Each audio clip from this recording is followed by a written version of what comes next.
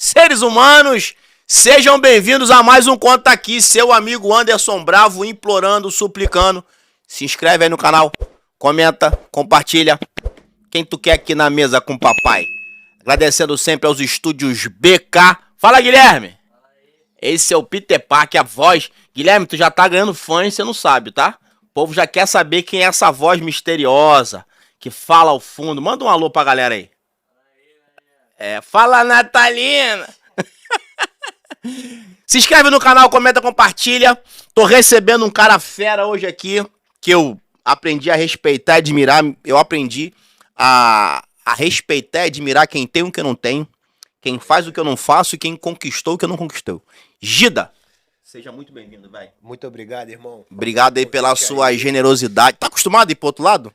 Pô, cara, assim, eu fui algumas vezes, mas ainda é diferente, né? É, porque tu tem o seu podcast, né? É diferente, tô acostumado a sempre estar do lado. Sempre perguntar, ser confrontado assim. Me tira duas dúvidas pra início de conversa. Esse Gida é de quê? Gida mesmo? Cara, é Fábio Gideão, né? Teu nome é Fábio Gideão, pô, nome maneirão, hein? Fábio Gideão. Aí o pessoal chama de Gida. Antes era Gideão, aí ficou Gida. E aí virou o Gida Podcast. E como é que nasceu esse podcast aí? Rapaz, eu já faço. Na verdade, é o meu 7º negócio, né? Nesse universo de comunicação ou Não. o de negócio mesmo? Comunicação foi o 7º. Na verdade, eu sou empresário desde os 25 anos. Né, vim do ramo automotivo e dali... Tu é do Rio mesmo? Sou do Rio de Janeiro. Nascido na favela da Rocinha. Eita. 13 anos fui lá pra São João de Mérite. Fez a mão inversa, né?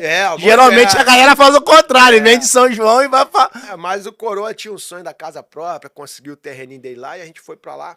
Aos 25 anos abri meu primeiro negócio, fui do ramo automotivo, tive 3 lojas de automóveis ali em São João de Meriti, né?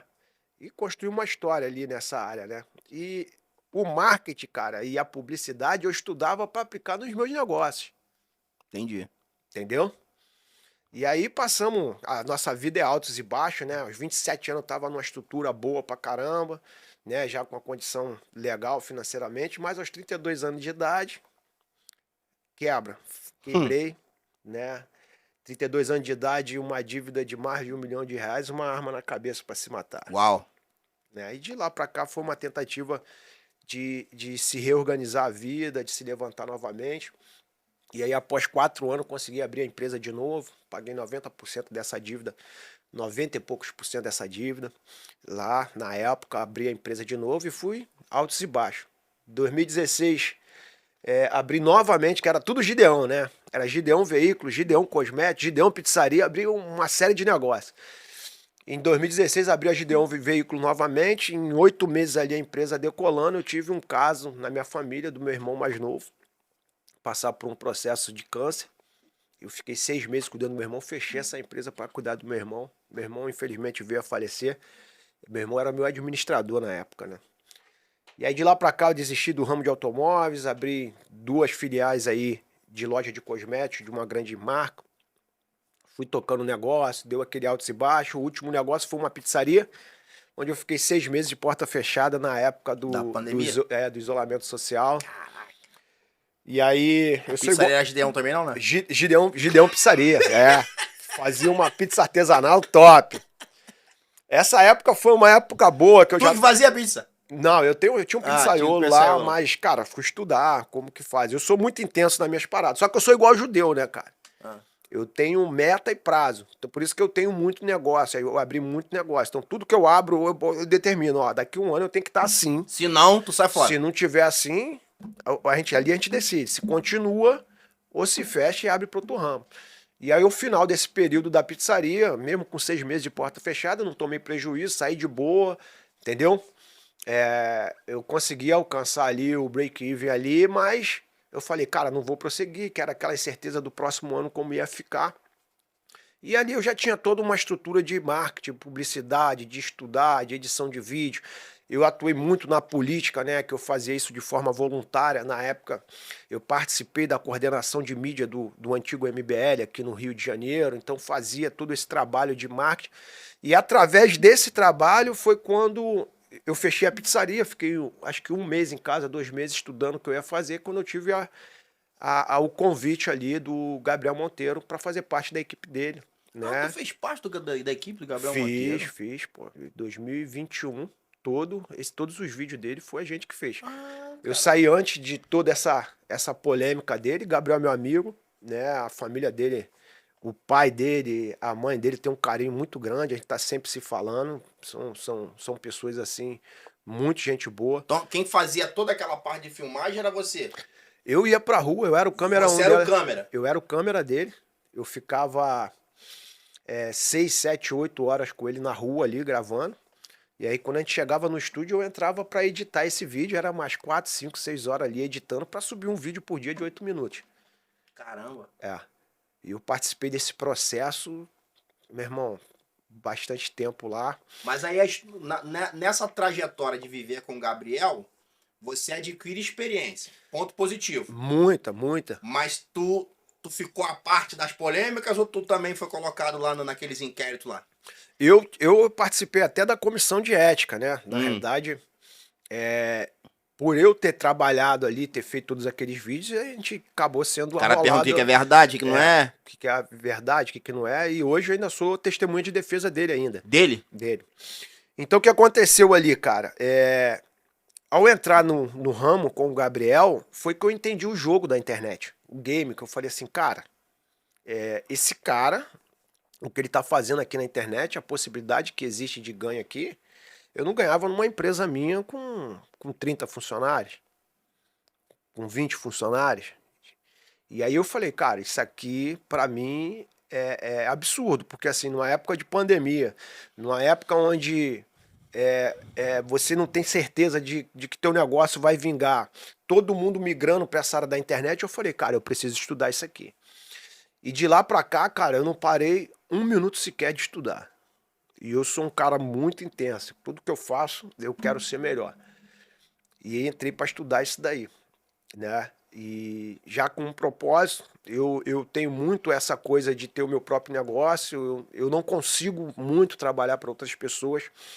O Gabriel, para mim, foi uma escola, né? A gente tinha nossas dificuldades lá. A gente tinha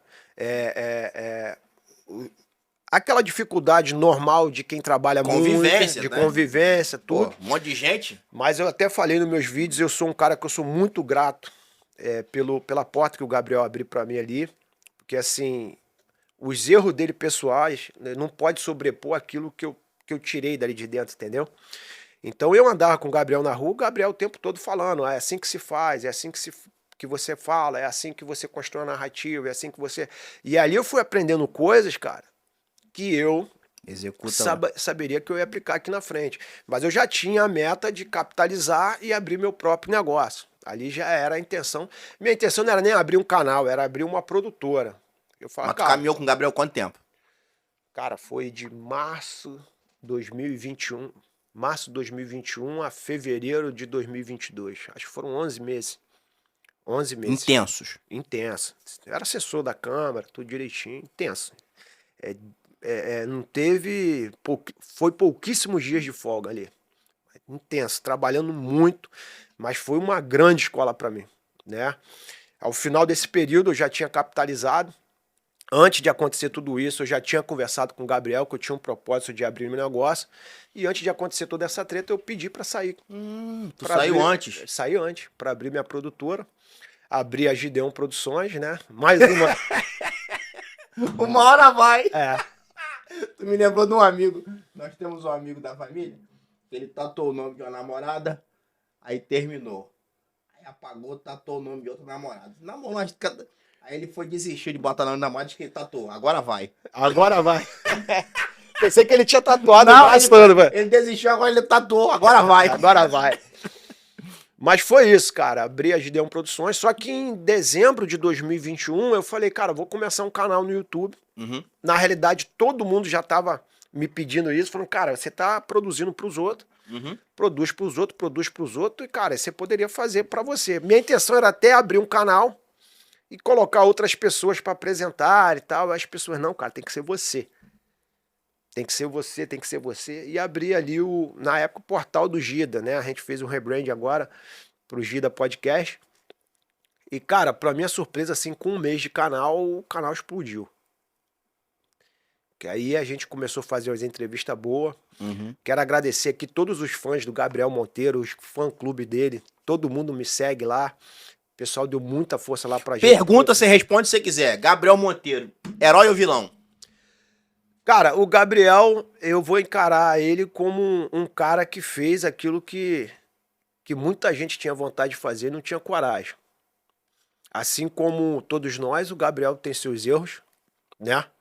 Eu não critico ninguém por isso. O que o Gabriel passou na idade dele foi basicamente o que eu passei aos meus 27 anos de idade. Eu sempre troquei muito essa ideia com ele, que basicamente a gente tinha uma identificação muito boa, porque ele viveu praticamente aquilo que eu vivi na mesma idade com ele. Né? Eu abri meu primeiro negócio aos 25 anos, aos 27 anos eu estava ganhando 60, 90 mil reais por mês limpo naquela época. Em 2000... O Gabriel hoje ele tá preso? Tá preso. Né? E assim, o Gabriel, ele adquiriu o sucesso, a fama assim muito rápido, né? Se perdeu em alguns pontos. Mas também incomodou muita gente, né? Incomodou muita gente. Mas isso é natural de todo mundo, né? O Gabriel não teve uma família rica, não teve uma orientação de alguém que pudesse orientar ele, de falar, pô, vai por aqui, o caminho é esse e tal. O pai do Gabriel Monteiro não vai lembrar de mim, eu lembro dele. Em Niterói tem um bairro chamado Santa Bárbara. E eu pregava muito numa igreja que o pai do Gabriel frequentava. Entendeu? Ele é ali pastor. Em Santa Bárbara. Mas é isso, cara. Eu acredito assim, e de todo o meu coração, e você vai entender o que eu falo agora, e isso vai entender quem é espiritual, que o Gabriel tem um chamado ali por Deus, né? E todo esse processo que ele está vivendo hoje faz parte de uma preparação para o que tem para acontecer lá na frente. Então eu acredito que Deus permitiu que ele passasse por tudo isso para realinhar. Com certeza. Né? Eu acho que a gente não pode julgar ninguém, né? E colocar um veredito em ninguém, né? Sem saber os planos de Deus na vida daquela pessoa. Eu vivi, Gida. Eu em 2017 eu vivi um cancelamento, né? Eu sei na prática. E eu sempre... Outro dia eu trouxe uma menina aqui, que ela falou assim, porque eu fui cancelada. Aí eu perguntei, me defina cancelamento. Ela falou assim, não, eu tinha não sei quantos mil seguidor e perdi não sei quantos mil seguidor. Eu falei, isso aí pra você é cancelamento? Deixa eu te falar pra você, cancelamento pra mim é você morar num apartamento, ter carro, casa, dinheiro e dormir, e quando você acordar você tá dentro de uma comunidade vendendo churrasquinho, família ir embora, ficar sozinho, virar o ano de 31 para 1º de janeiro, sozinho, numa praia. Isso pra mim é cancelamento, e foi isso que eu vivi. Então eu sei o que é desconstrução de imagem, eu sei o que é você cometer um erro e quem já não gosta de você amplifica esse erro.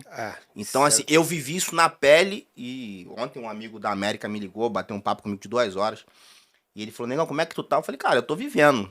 Eu sei que é isso aí da arma na cabeça, só não botei arma, eu tentei de outra forma. Eu sei exatamente o que é isso. Então, quem sou eu pra julgar qualquer pessoa em qualquer instância? Eu joguei um vídeo essa semana na internet, que deu uma polêmicazinha sobre o Léo Dias, que o Léo Dias se envolveu numa treta particular da vida dele, e ele fez uma declaração. Não sei qual o motivo das pessoas estarem querendo saber sobre a vida pessoal. E eu fiz o vídeo de resposta, eu falei exatamente isso. Em 2017, eu não sei qual foi o motivo que fez Léo Dias me colocar... Eu fui meia capa de jornal O Dia, eu, Anderson Bravo. Era um mero pastor que pregava, que fazia muito trabalho social, ajudava creches, missionários. Tive um problema de ordem particular. Um ano antes, que estava sendo resolvido, um ano depois, alguém, que até hoje eu não sei quem, explanou isso. E o Léo Dias achou legal me colocar na página do jornal O Dia. Fiquei famoso naquele tempo. Então, eu disse para ele, Léo Dias, eu também não sei por que você quis fazer uma matéria comigo. Então eu sei o que é isso. Mas eu tenho uma curiosidade. Mas antes de você mudar esse assunto, eu estudei um pouquinho da tua história também, e eu acho que minha história, ela pode agregar alguma coisa na tua vida. Quando eu botei a arma na cabeça para me matar, e eu determinei o dia, a hora, era um dia 30 de novembro de 2011. Final de mês, eu tinha uma loja com 2 andares, o segundo andar era a minha sala, era uma sala da secretária e uma recepção. Nesse dia eu estava com todos os funcionários numa sala esperando para receber e na outra sala os fornecedores esperando para receber o sem R$1 na conta. Só que eu queria fazer aquilo na frente de todo mundo. Uau. E ali, 15 minutos antes do horário marcado para fazer isso, meu telefone tocou. Aí tocou de novo. Na quarta vez eu atendi. Eu tinha dado um treino de jiu-jitsu aqui na Barra, no PP, numa igreja chamada Bola de Neve. Tinha um ministério de luta lá, me levaram para dar um treino lá. Nesse treino, eu conheci a rapaziada, né? Não sabia que era uma igreja, me chamaram para dar um treino, porque, vamos lá, pega umas faixas pretas. Eu falei, vamos embora. Eu gostava de confusão. E aí fomos lá, tinha 7 faixas pretas. Tratamos de um treino, e ali eles oraram. Ali, pô, foi uma parada muito surreal na minha vida, mas só que eles pegaram o meu contato. No dia que eu ia fazer isso, o pastor da igreja me ligou, cara. E aí, Fábio Gideão, falei, tudo bem? Aí eu falei, tá melhor do que eu mereço. Ainda falei assim pra ele. Ele falou, pô, mas tá tudo bem mesmo? Eu falei, tudo bem. Ele falou, pô, vou perguntar mais uma vez, tá tudo bem mesmo? Tá tudo bem. Ele falou, cara, se tá bem ou não tá, eu não sei. Eu não te conheço, mas Deus mandou te ligar e repreender o espírito de morte. Na hora, assim. Uau. Beleza? E ali começou um novo ciclo na minha vida. A arma caiu, comecei a chorar, ele me deu uma ordem, ele falou, tu vai largar essa arma agora, tu vai vir pra cá agora. Ali começou um processo meu espiritual. Irmão, depois de tudo perdido, eu falei que assim, agora eu vou viver do reino. Agora, porque eu fui criado dentro da igreja, fui batizado aos 12 anos de idade, minha família toda evangélica, eu falei, agora eu vou viver do reino. Agora eu vou pregar a palavra, agora eu vou rodar o mundo, vou fazer só isso agora. Por quê? Porra, os negócios tinham dado errado. Eu falei, acho que minha área é essa. Sabe o que Deus fala pra mim? Volta. Vence na tua área primeiro e depois você vem, porque eu não trabalho com fracassado. Isso foi uma história ali na minha vida. O que aconteceu, irmão? Foi um período de tratamento ali de uns 4 anos. Cura interior, libertação. Doutora Neuza Itioca foi pra caramba. Vários. Fiquei internado em Palmas, Tocantins, na Escola do Sobrenatural, 13 dias internado, cura da alma, das emoções. Meu irmão, imagina todo o tratamento espiritual que eu poderia fazer na minha vida, estava ali. E foi um processo ali de alguns anos ali de tratamento. É fato, dentro da igreja tu começa a dar teu testemunho do que aconteceu, já comecei a falar sobre isso na Rede Cristã de Empreendedores, e aí fui crescendo. Cara, moral da história. O fato de contar esse testemunho, contar essa história que eu estou contando hoje, eu tirei a arma da cabeça de mais de 100 empresários que estavam na mesma situação. Porque o cara, quando está nessa situação, ele não fala para ninguém. Verdade. Então, todo lugar que eu chego, que eu conto essa história, tem alguém que se identifica com ela e que precisa de ajuda. Só que quem pode ajudar? Um cara que nem eu e você. Que viveu na pele. Que viveu na pele. Não só viveu e venceu. Porque esse cara que tá olhando pra gente agora, que de repente tá passando por essa situação, eu posso falar pra ele, a dor que tu tá sentindo hoje eu já senti. Positivo. E venci. E aí eu vou entrar num tema que eu acho que tem a ver muito com o que a gente foi chamado pra fazer. Ao final de um longo período, cara, eu já tinha aberto 4 igrejas, ajudado a implantar 4 igrejas na Baixada Fluminense, tudo.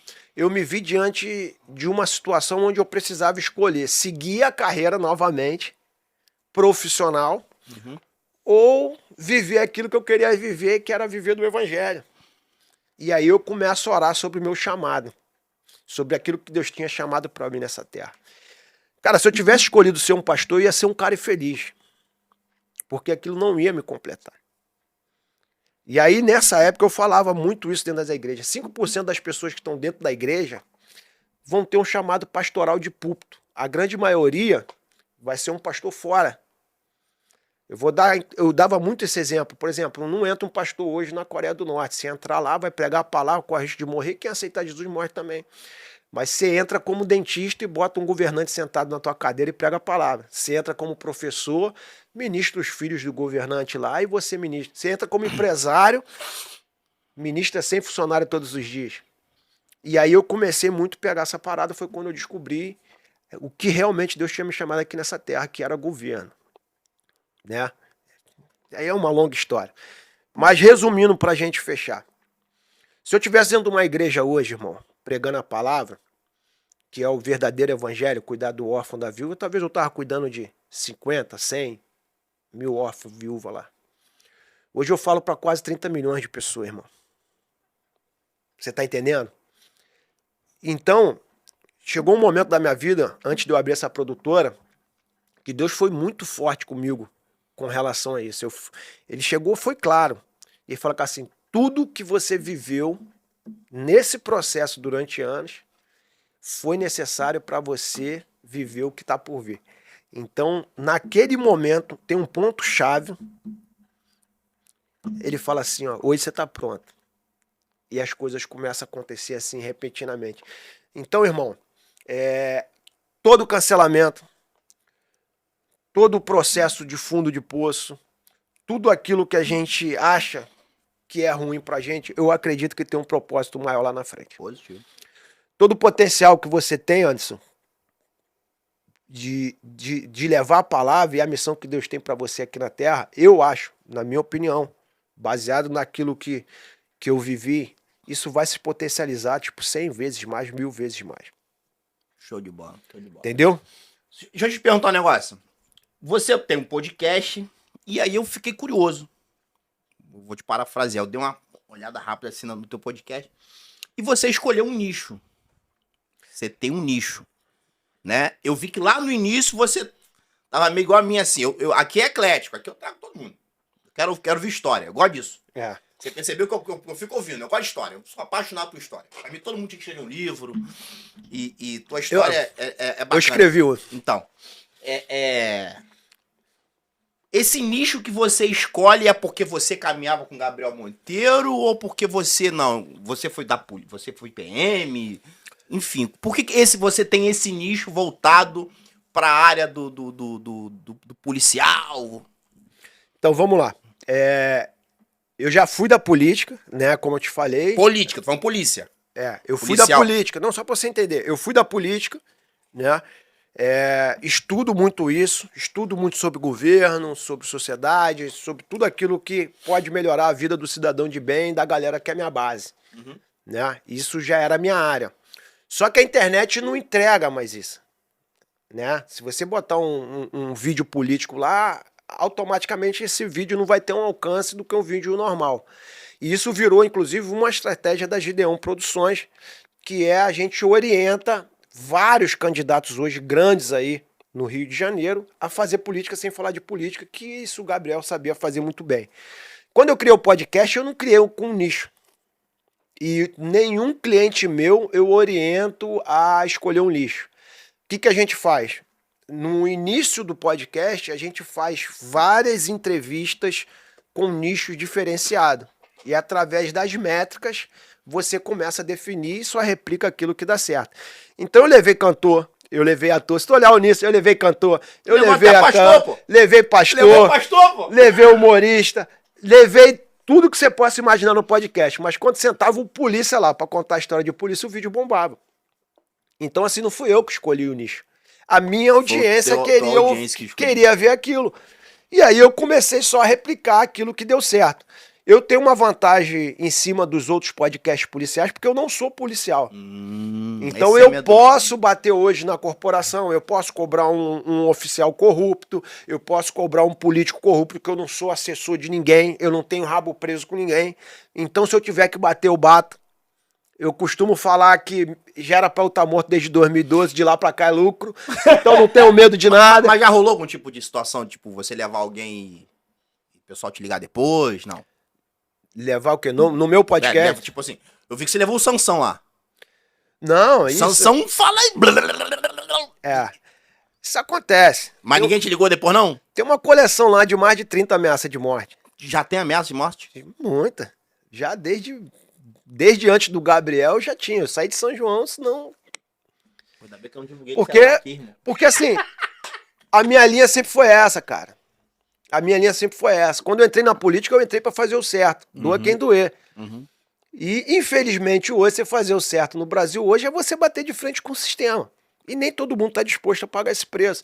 Só que assim, da mesma forma que você, como pastor, se morrer pregando a palavra é honra, Como eu acredito que eu tô dentro do meu chamado, eu morrer fazendo isso pra mim também é honra. Então, assim, se Deus mandar fazer, eu faço, mas, irmão, não interessa quem for. Teve um episódio que foi o mais polêmico de todos ou tá tudo nivelado?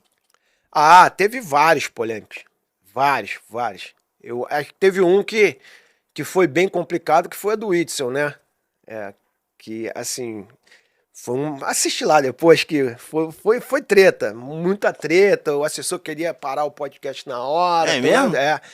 Mas saiu tudo bem, graças a Deus, depois. A gente já tinha deixado claro pra ele que ia ser uma linha de confronto, a gente não ia lá pra aliviar ninguém, a gente não alivia ninguém. Todo mundo que vai no nosso podcast sabe, né, que a gente é dessa linha. Então, assim, eu vou ser sempre muito claro, entendeu, Anderson? Se você acertar, eu vou te dar o crédito, irmão. Não importa. Agora, se você errar, cara, eu tenho o direito da crítica. Ainda mais você como servidor público. E eu deixo claro pra eles. Isso não é pessoal. Até porque o cara aceitou o convite, né? Meu irmão, Quando o cara aceita o convite pra sentar à mesa, ele tem que estar disposto pra... você é um deputado, um vereador, um polícia, um oficial, o que for. Você é um servidor público. Uhum. O que eu vou questionar dentro do podcast ou nas minhas redes é de seus atos públicos. Eu não quero saber se você é gay, se não é, se você trai a mulher, se você tem dinheiro. Eu não quero saber da tua vida pessoal, porque isso aqui não é pessoal. Mas enquanto você for um servidor público, eu posso questionar teus atos públicos. Isso é ser um cidadão coerente. Se todo cidadão coerente hoje pegar teu candidato lá de estimação e agir dessa forma, porra, as coisas vão fluir muito melhor. Eu bato muito nessa questão do político popstar, né? A gente transforma os políticos brasileiros em popstar. Aquela coisa mega, tal. E o cara é um servidor público. Irmão, se você vem candidato hoje e fala pra mim, pô, Fábio, tô vindo candidato aqui, pô, tem um projeto assim, vou... Pra mim, não existe um salvador da pátria. Pro Brasil não existe. Política, ideias, projeto e proposta. E eu costumo falar que eu não apoio pessoas, eu apoio ideias, projeto e proposta. Então você vai falar pra mim, pô, tem um projeto bom aqui pro Rio, e assim, eu vou analisar teu projeto. Beleza? Eu falo, pô, realmente, esse projeto é bom, cara. Eu vou votar em você.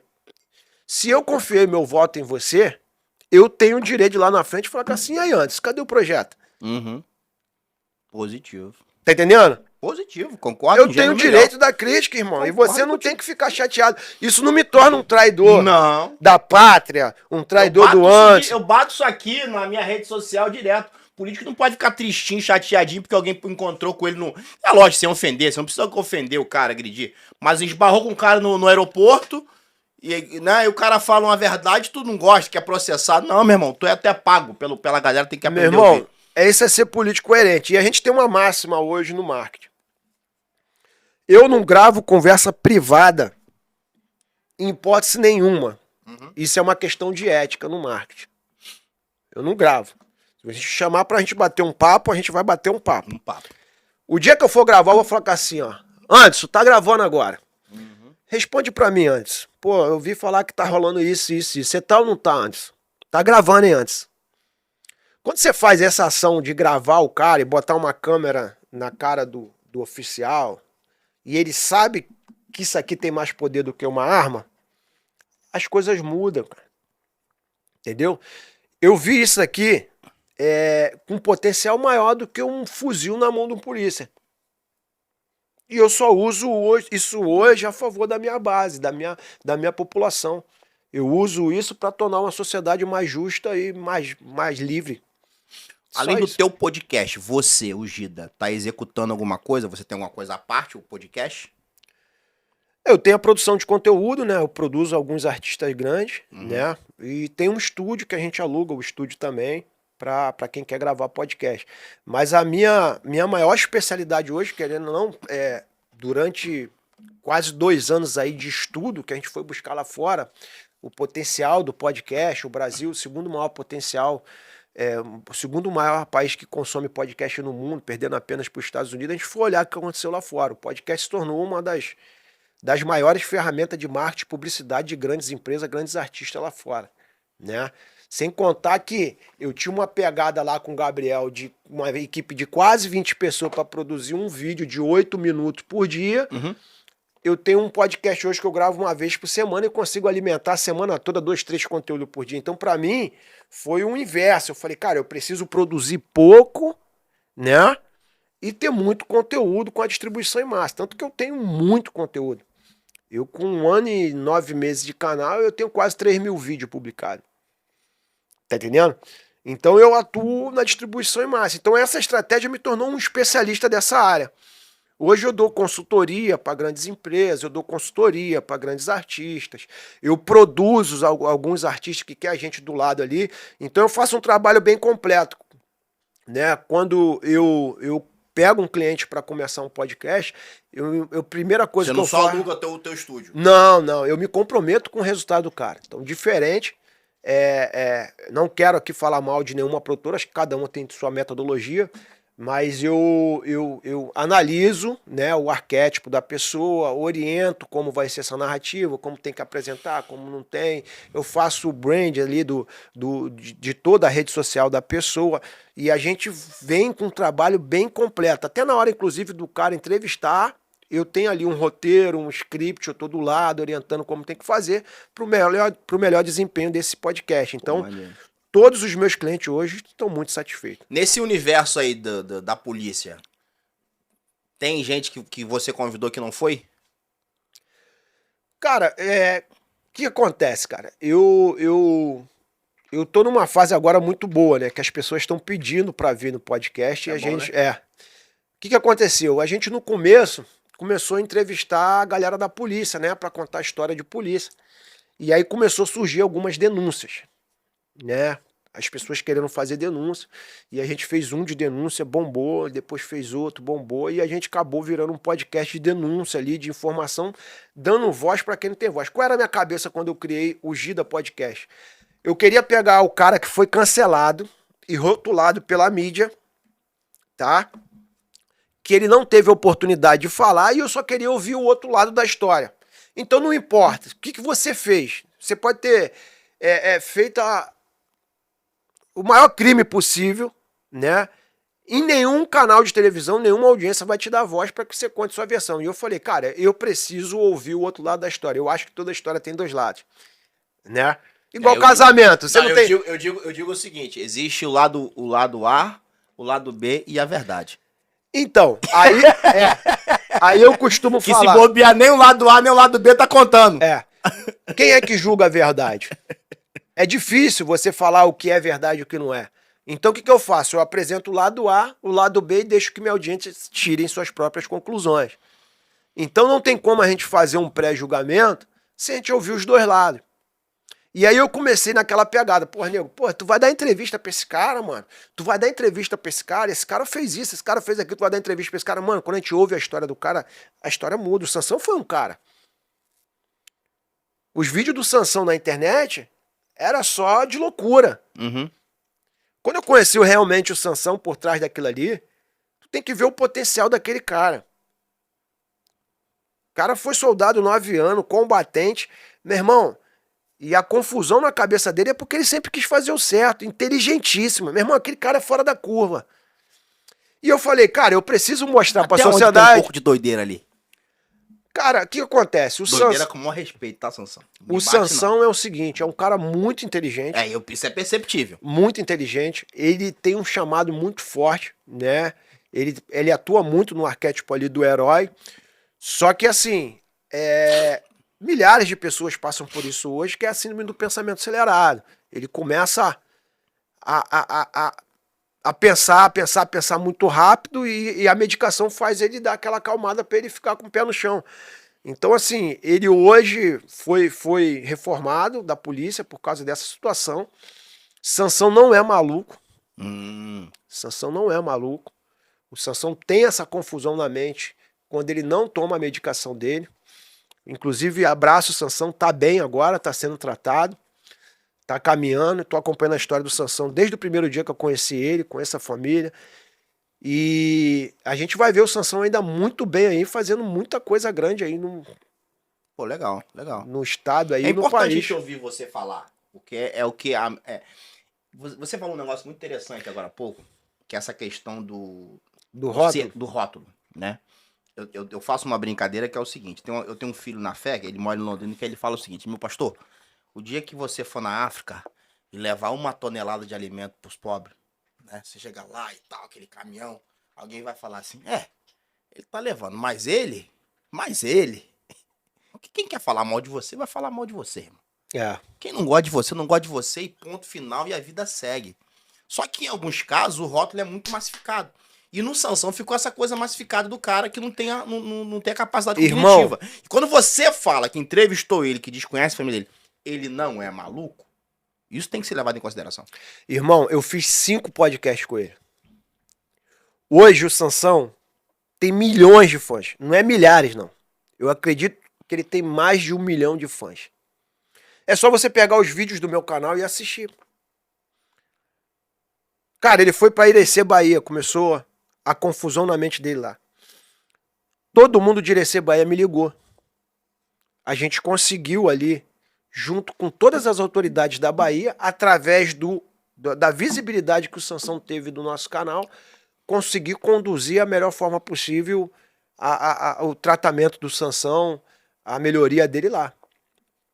Ele tá bem, tá sendo tratado, tá em Salvador agora, né? Chega em Salvador, todo mundo já conhece Sansão, no Brasil todo. Em qualquer lugar que ele vai, as pessoas já conhecem ele. Aí é que eu te falo, irmão. A mídia toda chama ele de maluco. Porque ele fazia os vídeos como uma fuga para desabafar, porque era a forma que ele tinha de protestar contra aquilo que ele não concordava. Uhum. Só que na maioria desses vídeos trouxe muita repercussão negativa. Quem foi que deu voz a ele para ele contar a versão dele, irmão? Fala para mim. Verdade. Esse era o intuito do meu canal. Eu vou ver o Sansão muito bem daqui a pouco. Muito bem e fazendo um trabalho gigante no Brasil. E aí eu tenho uma sensação de missão cumprida, porque isso veio através do canal. Então, assim, o que aconteceu de lá pra cá? Quando a gente começou a seguir essa linha, eu comecei a receber denúncia de delegado, de secretário de segurança, de uma série de pessoas que tinham denúncias pra fazer, mas não podiam falar. Mas essas pessoas fazem a denúncia e querem participar do podcast ou querem que você fale? A maioria não. Não quer participar. A maioria não tem coragem de pagar o preço. Mas aí faz o quê? Você vai falar? Eu não pego, diferente de outras pessoas, não acho que não tem nada errado nisso, eu não pego uma pessoa para falar da pessoa do meu podcast. Uhum. Eu sempre pego um assunto que eu preciso resolver e trago um especialista da área para tocar esse assunto. Entendi. Entendeu? Então toda denúncia que eu faço, ou eu pego uma vítima, ou eu pego alguém que participou, ou eu pego alguém que tem muito conhecimento sobre aquela situação pra gente debater o tema, né? Eu tive várias denúncias com repercussão assim absurdas na internet e através de nossos vídeos eu tenho o relato de pessoas falar assim, pô, através do teu vídeo isso aqui se resolveu. Foram vários. Mas em contrapartida tu recebe ameaça. Mas eu não tenho medo Não, disso. tô só questionando a questão de você. Não fica uma coisa no jogada fora. Tem resultado direto. Tem. Acusar o golpe. Tem resultado. Hoje a gente tem toda a precaução com relação a isso. Hoje eu tenho uma equipe de segurança. Parceiro. Hoje a gente tem uma equipe de segurança. A gente fica dando mole. Não, tu não vai me ver na rua dando mole. Entendeu? Se eu me sentir desconfortável aqui, meu irmão, as coisas acontecem. Eu acredito que isso é só o início de um projeto muito maior, né, que tem pela frente. Aquele convidado que você se arrependeu de ter levado. No meio dessa você que se merda. Cara, eu não tenho. Tem não? Tem podcast que eu falo assim, cara, isso aqui não vai rodar. O do Sansão foi um. Minha primeira entrevista com ele, eu falei, isso aqui não vai rodar, mano. O do Sansão foi um. Quando eu vi a entrevista do Sansão, a primeira entrevista dele, que foram 2 horas de podcast, cara, eu achei que aquela entrevista... Eu falei, cara, isso aqui não vai rodar. Foi uma das entrevistas que mais rodou, acho que tá na top 3 hoje. Né? Isso até hoje roda muito. E a galera conheceu o Sansão através daquela entrevista. Como eu já tive entrevista que eu falei, cara, isso aqui vai explodir. Não dá nada. Tu levou o policial que foi acusado de executar o Amarildo, né? Torturar o Amarildo, não foi? Foi, Douglas Macaco. Também a história forte dele também, uma história muito forte. Né? Fiz 2 podcasts com ele. Infelizmente ele foi condenado, né? Eu vi. Eu não tenho como julgar, né? A justiça julgou ele e condenou. Eu ouvi eu fiz uma série do Amarildo de 5 entrevistas. Né? Entrevistei o delegado Ruchesse, entrevistei Douglas Macaca, entrevistei o Nogueira, entrevistei o Cabo Machado, tem mais um outro lá que eu entrevistei. E deu para ter um parâmetro da história, né? Porque a grande imprensa na época rotulou toda aquela história, né? E não deixou os caras falarem, os caras não tinham visibilidade. O Douglas Macaco e o Cabo Machado são 2 entrevistas que tá nos top 3 aí também do meu podcast, porque nunca tinham tido oportunidade Você de falar. manteve essa sua linha de deixar o outro lado falar. Tanto que, cara, a Globo fez o documentário aí do Amarildo. Uhum.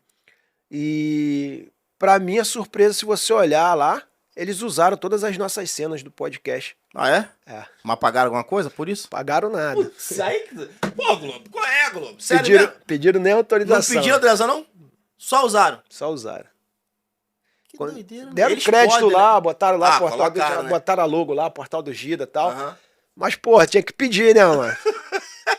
Se fosse o contrário, eles iam meter o pé Se na fosse o porta, contrário- né? É sempre assim, né? Ô, Gida, se você hoje, quando você olha essa perspectiva de... Você falou um negócio sobre essa crescente do podcast. Sim. Quando eu comecei o podcast, eu fazia aquele podcast de 2 horas, 2 horas e meia. E eu, de um tempo pra cá, eu tenho... Reduzido. Até por uma questão de custo também, né? É. Como é A que hora é cara, né? Eu já percebi que você é um cara que estuda. Como é que você olha isso hoje? Então, cara, eu acho que não tem diferença de 45 minutos, 1 hora pra 2 horas. Não? Não. O que mais define se o seu podcast vai ser bem distribuído ou não é assim.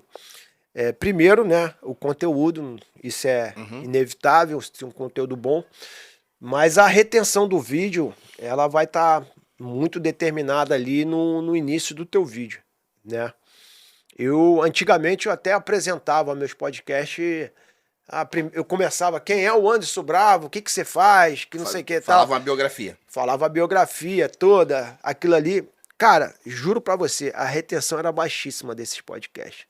Que é uma coisa meio entrevista, né? E Então, a ideia do assim, podcast é outra, é bater papo. nos primeiros minutos do teu vídeo, ou nos primeiros segundos do teu vídeo, você precisa dar um parâmetro pra tua audiência do que vai acontecer no produto final. Tem vários podcasts meus que eu faço até um spoiler antes.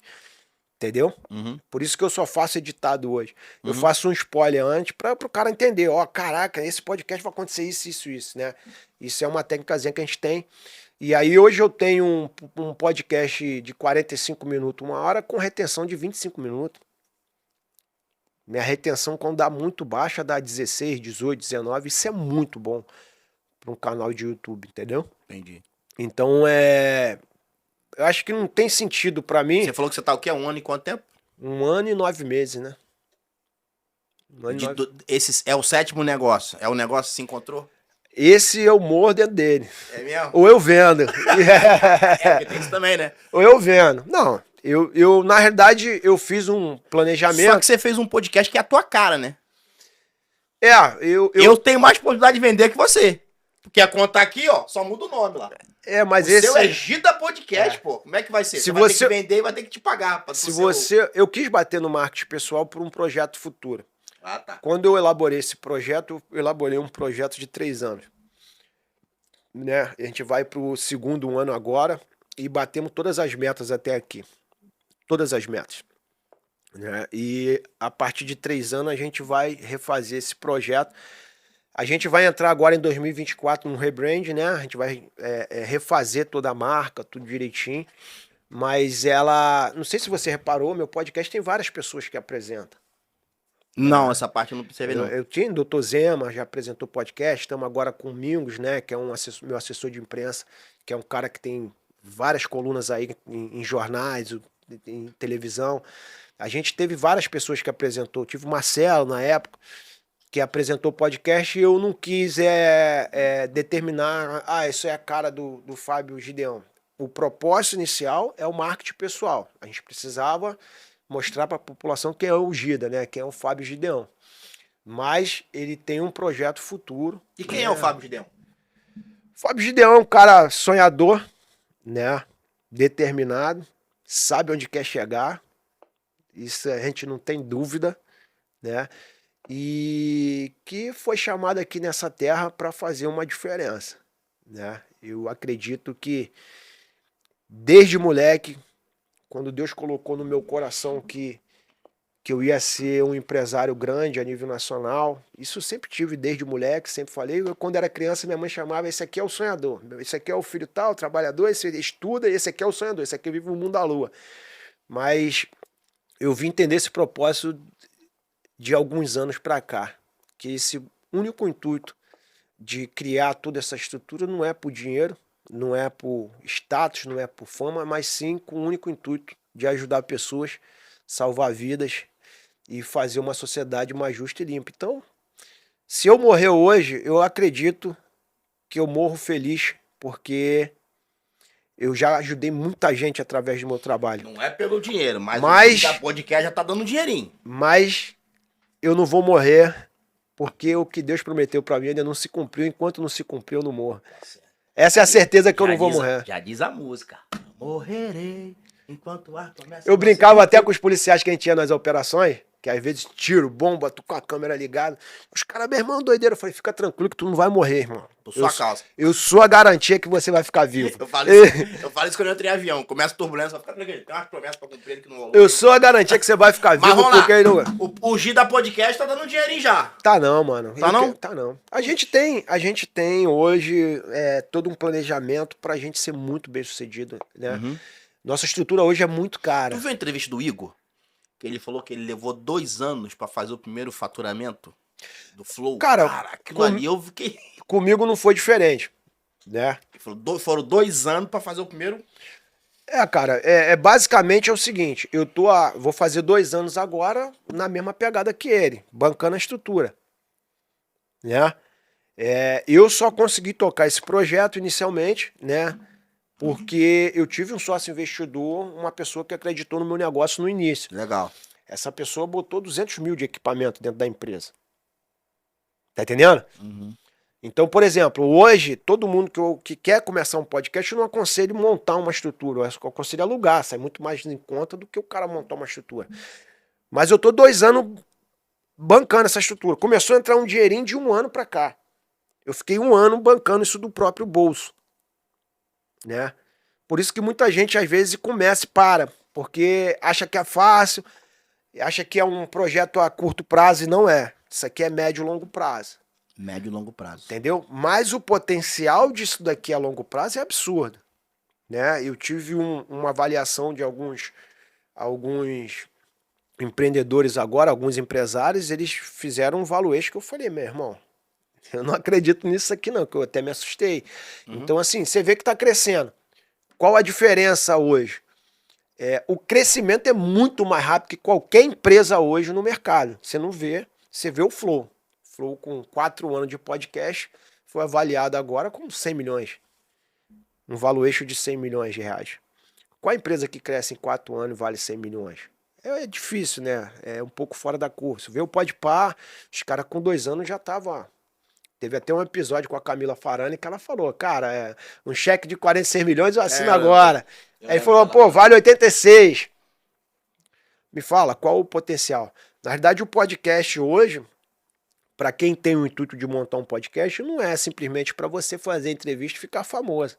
Isso é uma máquina de venda de publicidade, né? Isso é uma máquina aqui de fazer dinheiro que você pode usar diversas formas aqui para poder te beneficiar e bancar a tua estrutura, né? Tem pessoas, de cliente meu, que já começaram sem pagar nada. Por quê? Porque já tem lá um empresário que quer uma visibilidade, aí o cara ele faz aquela permuta, né? Você bota a minha marca, eu banco tua produção e tal. Tem muito isso, né? Só que acontece, quanto maior a visibilidade, maior o potencial de ganho. Então, quanto maior você tem ali o alcance, tá? Você tem maior possibilidade de ganhar dinheiro ali de infinitas formas. Eu costumo falar que o que a gente ganha na rede social é a gorjeta da parada. É a gorjeta, porque o grande potencial mesmo do podcast é a venda de publicidade, né? É as portas que se abrem para você, porque conexões, é o network, né? Que você abre ali de forma absurda, entendeu? E é um ramo que eu não pretendo sair mais não. Tem uns projetos grandes aí, Gida Podcast 2024 vai dar uma revolucionada aí. Eu acredito que você Eu assisti algumas coisas. A minha curiosidade era essa, esse nicho, né?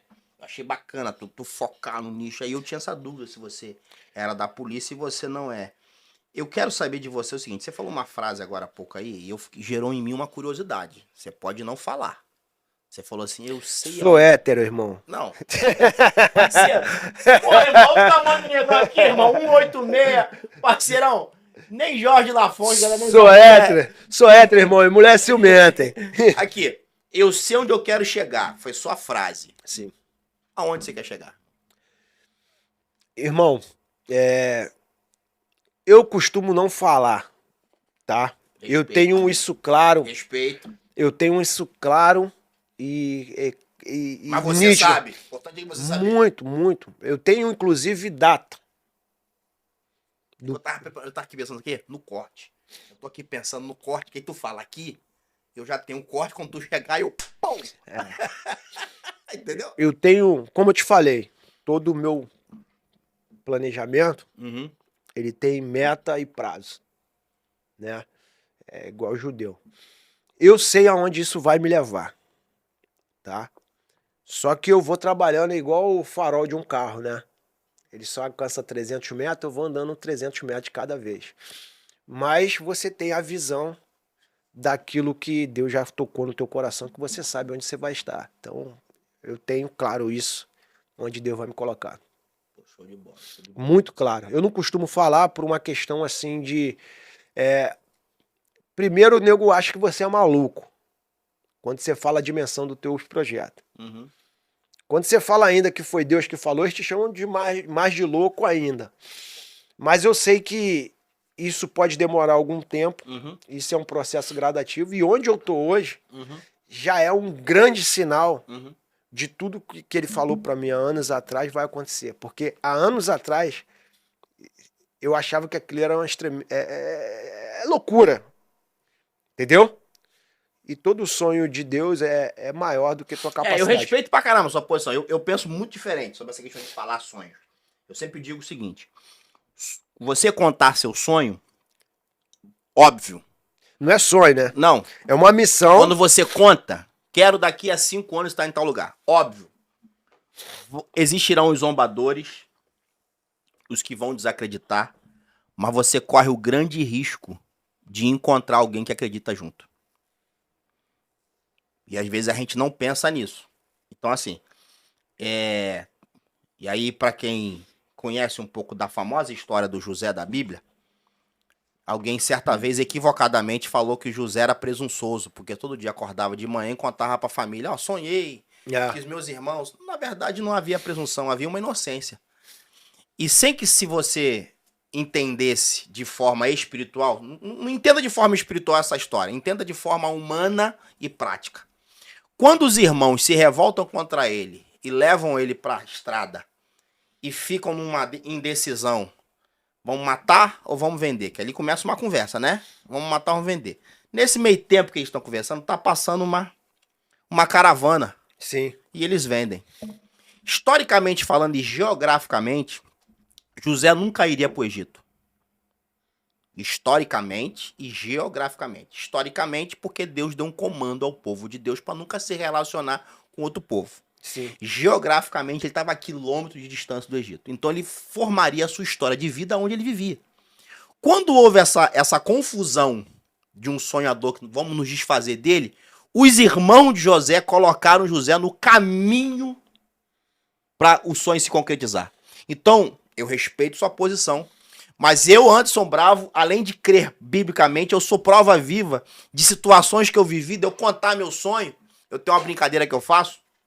Vou mandar um abraço aqui para a doutora Francisca, minha dentista, hoje mora em São Paulo, foi minha dentista durante mais de 10 anos em Petrópolis, porque houve um tempo da minha vida que eu não tinha meus dentes. E eu ria, e eu rindo, e um dia eu falei assim, irmão, ria mesmo sem dente. Vai que um dentista vê e fala, vou colocar os dentes em você. Isso eu falava. Um dia, aconteceu mais ou menos, isso aconteceu com você, meu telefone toca. Pastor Anderson, aqui é Francisco, você não me conhece, sou de Petrópolis, eu comprei um DVD seu, época de DVD. Sim. E eu tava vendo que você tá com algum problema, o senhor pode vir no meu consultório? Aí eu fui, em Petrópolis, mas já morava aqui no Rio. Resumindo a história, ela fez... Eu tenho 6 implantes. Ela fez tudo. Fez tudo. Muito top, né? Então, assim, quando eu fiz aquilo, teve gente que riu, zombou. Pô, o cara tá mostrando que não tem dente fazendo isso. Mas foi uma oportunidade. Na vida, você tem que ter a estratégia. Eu já percebi que você é um estrategista. E a vida é composta de estrategistas. Mas você nunca pode perder o sentimento. Sabe? Eu sou um cara que eu não perco o sentimento. Ontem eu fui treinar jiu-jitsu com uma galera e o pessoal, assim, o Bravo tá ensinando a gente rir. Os caras querem tirar foto rindo, assim, né? Fazendo mal. Eu falei, o treino foi ruim? Foi muito ruim o treino? Vamos dar um sorriso. Aí o pessoal riu assim, depois do treino, não tá acostumado, jiu-jiteiro, né? Faz aquela cara de mal. Eu falei, mas o treino foi bom, irmão. Foi legal. Todo mundo suave. Dá um sorriso, quebra o paradigma. É verdade. Então, meu amigo, olha pra aquela câmera ali, ó. Só pra concluir aqui o que você falou. Tudo agora, tudo é seu agora. Tem uma diferença do planejamento estratégico, tá? Isso que eu falei pra você de empresa é planejamento estratégico. Isso é baseado em números, realidade, mercado, estudo de mercado, tudo. E tem a questão pessoal, que é a minha missão pessoal que Deus me chamou para fazer aqui na Terra. Então, o planejamento estratégico, hoje, bati todas as metas e eu sei onde vai estar daqui a 3 anos. Aonde Deus vai me colocar como Fábio Gideão, também já sei. Então, são 2 metas aí. Esse eu não conto. Olha para aquela câmera ali, suas redes sociais, a rede social do podcast, que eu não sei se a sua é uma coisa só, se você tem separado. É tudo uma coisa só. E deixa uma mensagem, uma palavra. Cobra alguém que tá te devendo. Acho que cada galera ir no comentário e falar assim, ó, me paga dinheiro. Então, galera, se você quiser acompanhar aí nosso podcast, tá? A gente tá em todas as redes lá como Gida Podcast, tá? Nosso canal hoje é um canal de denúncia, né? A gente tenta trazer ali utilidade pública, né, de assuntos pertinentes ali que pode te agregar. Você pode ter certeza, vai ter uma entrevista lá que você vai aprender alguma coisa. Eu acho que esse é o maior intuito. Agora, se você tem o intuito também de ter um podcast aí, pensa em ter uma estrutura onde você possa criar ali uma fonte de receita extra, ou dar 100% nisso e transformar a sua vida, viver de internet para a sua vida toda, a gente também sabe fazer isso muito bem. Essa é a minha especialidade hoje. Então vem trocar uma ideia, consultoria 0800, né, no primeiro. Isso é raro, hein? Consultoria e depois 0800 já é raro. A gente bate um papo primeiro, eu mostro toda a visão do que pode alcançar, estudo o teu projeto, dou analisar nas tuas redes, a gente analisa o arquétipo junto, a narrativa que pode ser feito, você sai daqui tudo planejado e a gente vai montar um plano aí a médio e longo prazo e a gente vai caminhar junto, eu me comprometo com o teu resultado. E é isso, um abraço, Deus abençoe, que vocês possam ser abençoados por isso aí, que possa agregar muito na vida dessa galera aí. Meu amigo, foi uma honra te receber aqui. Eu sempre termino esse podcast com algum pensamento bíblico. Sim. Eu não tenho um viés religioso, o meu podcast ele é eclético, mas eu carrego a palavra dentro de mim. É teu princípio, irmão. E eu não posso fechar.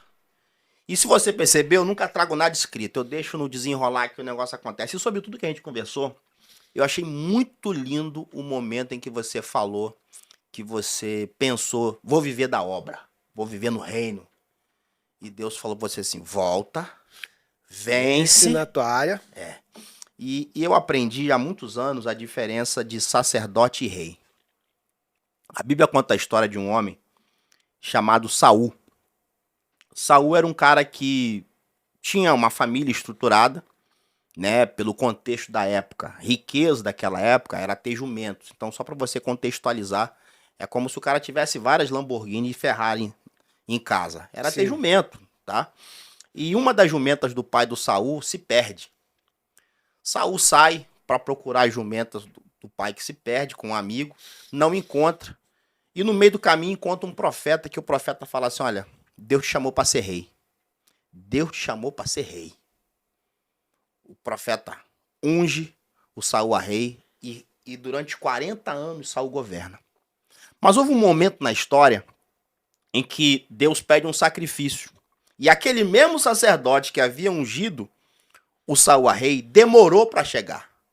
Saul, querendo ajudar, apresentou o sacrifício, achando que estava fazendo a coisa mais correta da vida dele. Quando o sacerdote chega, que vê aquela cena, Deus fala com ele assim, acabei de arrancar o reinado de Saul. E muita gente não entende. Por que Davi adultera, comete um homicídio, traz seu exército e ainda assim Deus o perdoa. E Saul, o pecado do Saul foi fazer algo que não lhe foi devido para fazer. Esse é o princípio da desobediência. Sim. E o reino de Saul é retirado. Quando você descobre o teu chamado, por mais louco que pareça, por mais desnorteado que alguém de longe olhe e fale, pô, o cara não sabe o que tá fazendo. Você tem essa convicção. Você tem essa certeza. A nossa vida, ela tem que ter essa convicção. Essa chama que faz você todos os dias. Um dia tá mais ou menos, um dia tá animado, outro dia tá desanimado, mas tá ali em você. Você falou uma coisa muito linda aqui. Você falou assim, hoje eu falo para mais de 30 milhões de pessoas. Você tem convicção do seu chamado. Sim. Independente de religiosidade, independente de você ser um político em exercício, independente de você ter uma farda, né? Porque fica parecendo que só executa a função quem tem essas prerrogativas, ou seja, a função religiosa é só para pastor e padre, né? É. A função política é só para político de mandato. A função de justiça é só para quem tem uma farda ou uma toga. Não. É para todo aquele que entende o seu chamado. Então, se você entende o seu chamado, meu irmão, vai ser com podcast. Eu brinco isso hoje. Meu maior púlpito hoje é o tatame. É o ambiente onde... Preguei 13 anos no tatame. É o meu território onde eu falo muito do amor de Deus. Então, eu te agradeço a sua generosidade. Eu sei que você é um cara muito ocupado e você pode estar com a gente aqui. Agradecer aos estúdios BK mais uma vez. Valeu, Peter Parker! Valeu. Um abraço a todos e até o próximo Conta Aqui. Valeu!